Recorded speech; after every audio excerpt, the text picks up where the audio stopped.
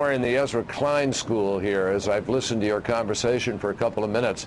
But this is a moment for leadership. This is a moment for people to step up and get serious about what our problems really are.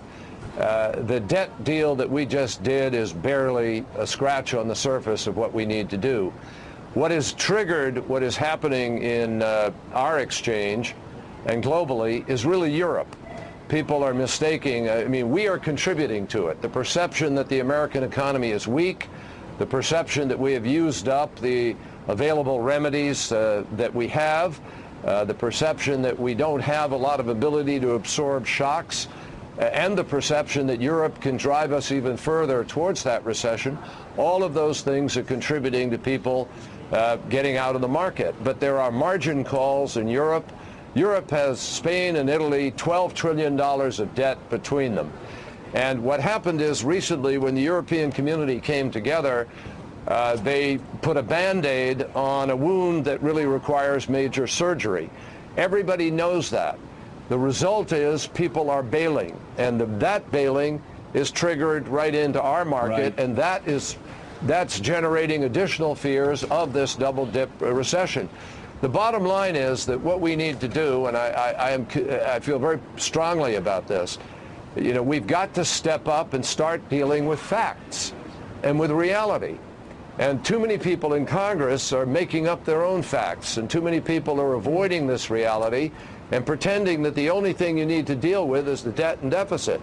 The real truth is America faces a long-term structural debt. I think I've even heard you say this, Joe, a little bit. It's not the immediate cuts. In fact, the cuts for next year are about $22 billion. The cuts the year after, about $44 billion.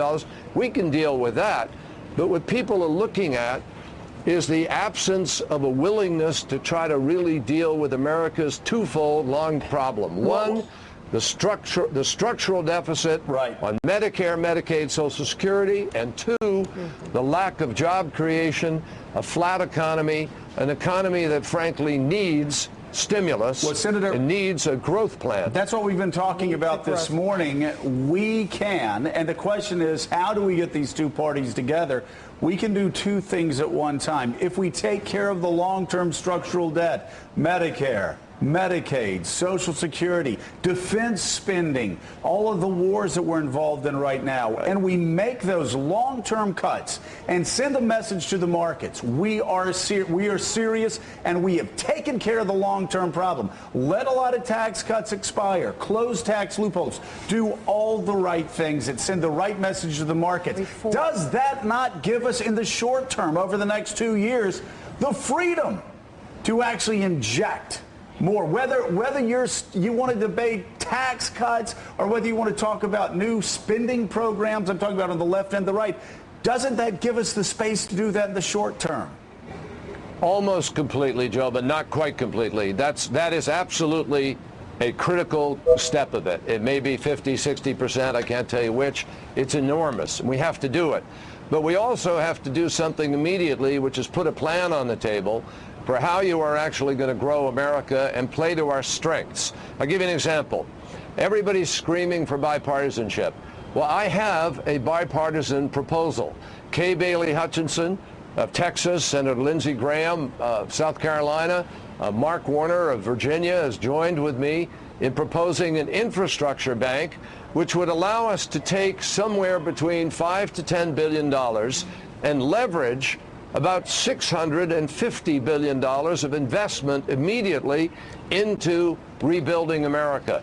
If we did that, we would actually attract sovereign funds, money from China, from other places in the world, which is looking for those kinds of investments to get a decent return on investment. That is just one way we could immediately put literally hundreds of thousands of people back to work. And Ezra, you bring up that we can borrow that at 2.4%. Yeah, we're going to get more of a payoff than 2.4% over the long run. Absolutely, absolutely. But, Senator, I want to ask you question about it. Another piece of this, which is before we even get, and an infrastructure bank is a no-brainer on a very basic level. But before we even get we need to do it tomorrow. We need to get it done right away. But you mentioned that there are only $25 billion or so, or $22 billion in cuts in the debt plan next year. But what wasn't in the debt plan was any talk of unemployment insurance or payroll. or the payroll tax cut, and if those expire, that sucks $170 billion or so out of the economy in 2012. What are the prospects for those two policies to get extended through 2012 this year in Congress?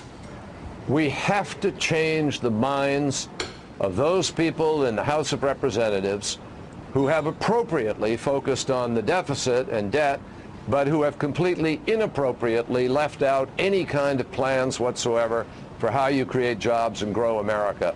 I mean, everybody's talked about it. Yes, the Congress was taken hostage. The country, the economy was taken hostage. You had people there who were literally ready to cut the baby in half. I mean, I've heard a lot of criticism of the president. Frankly, the president had no choice here. Congress had no choice here. We did the same thing the president had to do, which is save America from a default, because a default would have been far more disastrous.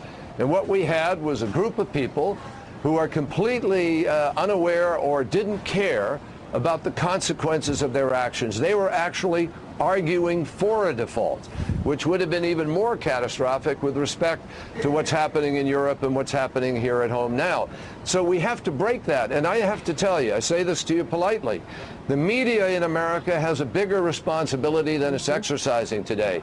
The media has got to begin to not give equal time or equal balance to an absolutely absurd notion just because somebody asserts it, or simply because somebody says something which everybody knows is not factual. It doesn't deserve the same credit as a legitimate idea about what you do. And the problem is everything's put into this tit-for-tat equal battle, and America is losing any sense of what's real, of who's accountable, of who is not accountable, of who's real, who isn't, who's serious, well, let's look at that, Senator. You know, we're about, by the way, a minute away. And by the way, Barnacle's written this down. Mike,